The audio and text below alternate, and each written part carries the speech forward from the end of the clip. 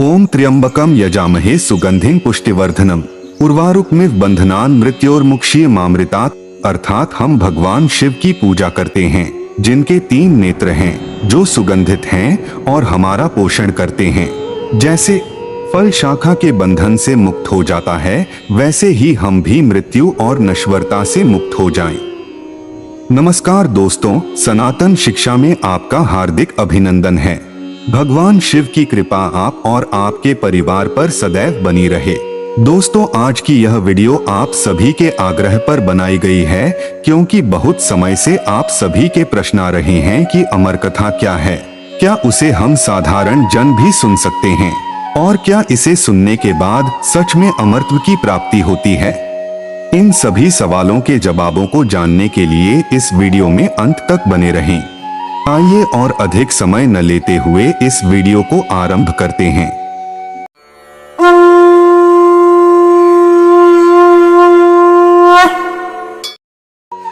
दोस्तों, अमरनाथ हिंदुओं के सबसे पवित्र तीर्थ स्थलों में से एक है और हर साल यहाँ लाखों की संख्या में शिव भक्त दर्शन के लिए आते हैं।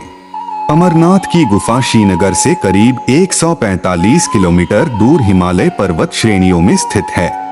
समुद्र तल से करीब 3978 मीटर की ऊंचाई पर स्थित यह गुफा 150 फीट ऊंची और 90 फीट लंबी है।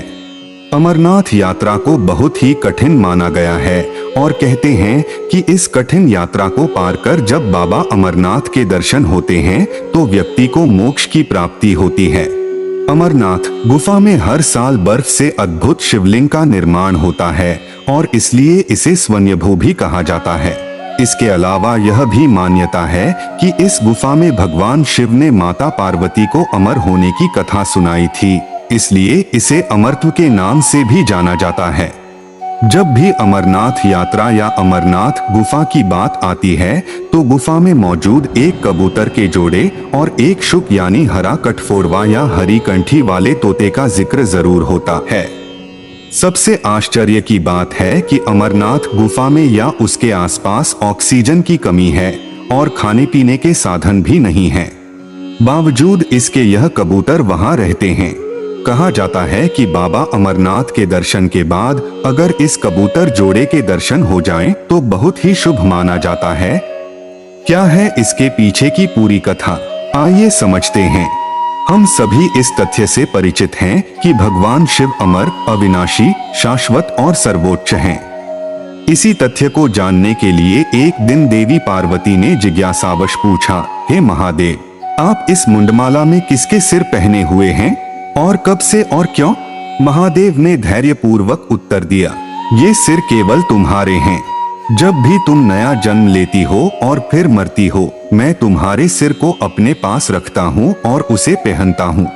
इस तरह तुम हमेशा मेरे साथ रहोगी। हे गौरी, तुम्हें याद रखना चाहिए कि शिव और शक्ति अविभाज्य हैं। देवी पार्वती क्रोधित हो गईं और पूछा, मुझे बार बार क्यों मरना पड़ता है और पुनर्जन्म लेना पड़ता है, जबकि आप अमर और अविनाशी रहते हैं? ऐसा क्यों? देवी पार्वती के इस प्रश्न का उत्तर देने के लिए महादेव उन्हें एक लंबी और कठिन यात्रा पर साथ चलने के लिए कहते हैं। तब वे दोनों नंदी की पीठ पर सवार होते हैं। जब वे यात्रा में अपने पहले स्थान पर पहुंचते हैं तो वे उसका नाम पहलगाम, पहल का मतलब है पहला, रखते हैं।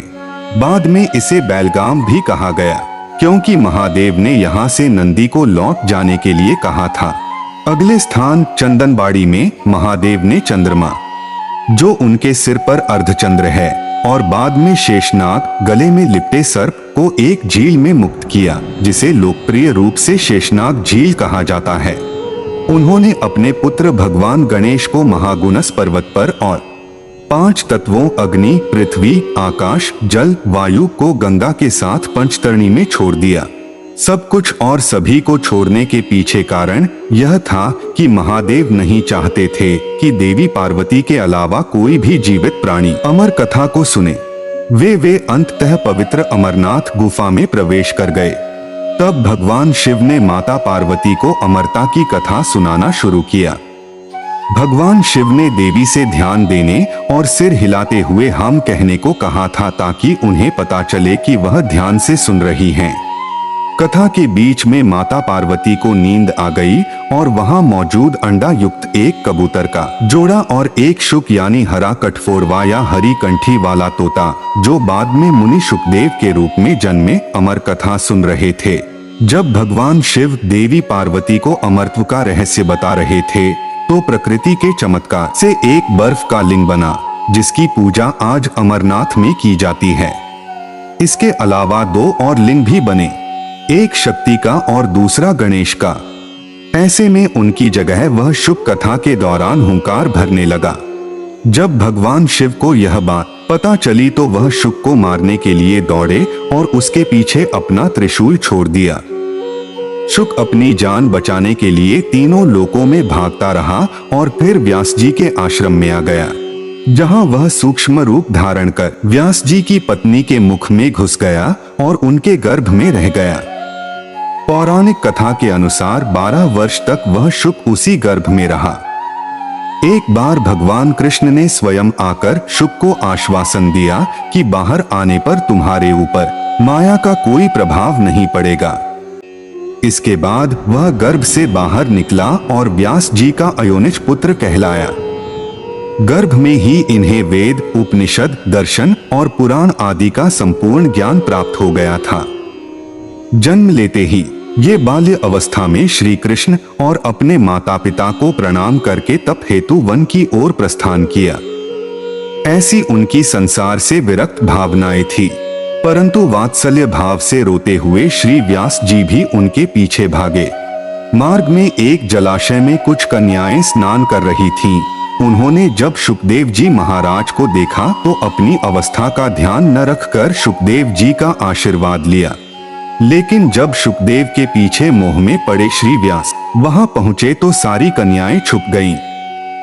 ऐसी सांसारिक विरक्ति से शुकदेव जी महाराज ने तप प्रारंभ किया। यही जगत में शुकदेव मुनि के नाम से प्रसिद्ध हुए। दोस्तों, इसी प्रसंग से संबंधित एक कथा बड़ी ही प्रचलित है। कथा कुछ इस प्रकार है। महाभारत काल की बात है। पांडवों के जाने के बाद परीक्षित राजा बन गए थे। उनका राजपाट अच्छा चल रहा था। तभी उन्हें एक शाप मिला कि 7 दिन के बाद तक्षक नाग उन्हें डस लेगा। शाप की वजह से ये तय हो गया था कि 7 दिन के बाद परीक्षित की मृत्यु होने वाली है।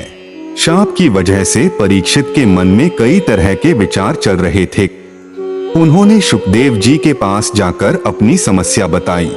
उन्होंने पूछा, हे मुनिवर, जिसे 7 दिन के भीतर मरना हो उसे क्या करना चाहिए? श्री शुकदेव जी ने कहा, हे राजन, उसे श्रीमद् भागवत महापुराण का श्रवण करना चाहिए।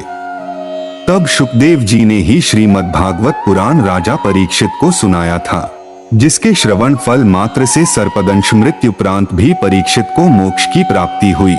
श्री शुकदेव जी ने शिव द्वारा सुनाई गई कथा को पहली बार शुकतीर्थ में सुनाया था। वर्तमान में शुकतीर्थ जनपद मुजफ्फरनगर उत्तर प्रदेश में स्थित है। कथावाचकों का कहना है कि भागवत वही अमर कथा है जिसे भगवान शिव ने माता पार्वती को सुनाया था। यह कथा सबके भाग्य में नहीं होती है। भगवान शंकर ने माता पार्वती को जो अमर कथा सुनाई थी वह भागवत कथा ही थी। लेकिन कथा के बीच में ही माता पार्वती को नींद आ गई और शुक ने पूरी कथा सुन ली। विद्वानों का मानना है कि पूर्व जन्मों के पाप का ही प्रभाव होता है कि कथा बीच में छूट जाती है। भगवान की कथा मन से न सुनने पर जीवन निरर्थक सा लगने लगता है। सच्चे हृदय से कथा सुनने से चित्त पिघलता है और पिघला हुआ चित्त ही भगवान को अपने में बसा सकने की शक्ति रखता है। दोस्तों, यह तो थी अमर कथा की बात। अब आइए एक प्रश्न को समझ लेते हैं जो कि अधिकांश लोगों के मन में रहता है कि क्या श्रीमद् भगवद गीता और श्रीमद् भागवत पुराण कथा दोनों एक हैं?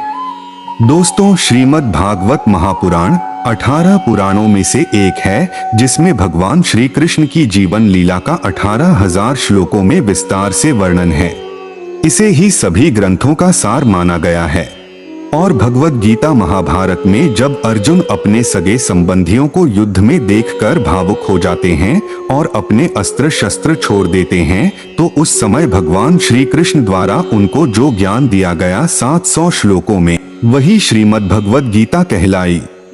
निष्कर्ष दोस्तों, अगर इस पूरी वीडियो का सार संक्षिप्त में बताया जाए तो यह होगा कि हमें अपने जीवन काल में श्रीमद् भागवत महापुराण का श्रवण जरूर करना चाहिए, क्योंकि यही मोक्ष का एकमात्र मार्ग है।